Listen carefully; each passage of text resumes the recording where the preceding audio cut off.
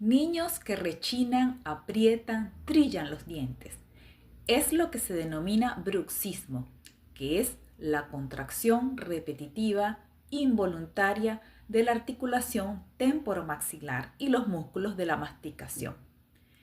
Esto puede ser durante el día, durante la noche y ambas cosas. ¿Cuáles son las causas del bruxismo?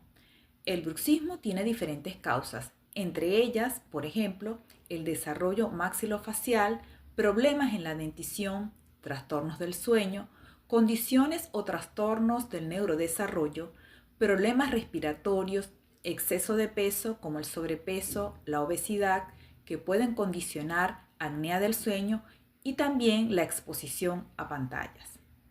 ¿Y qué tiene que ver esto con la nutrición?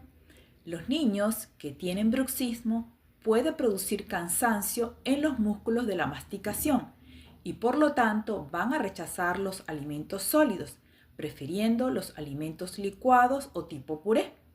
Y esto, por supuesto, va a alterar su nutrición y también su neurodesarrollo. El bruxismo en sí no es una enfermedad, pero es una señal de que algo no está bien. Y no son los parásitos. Gracias.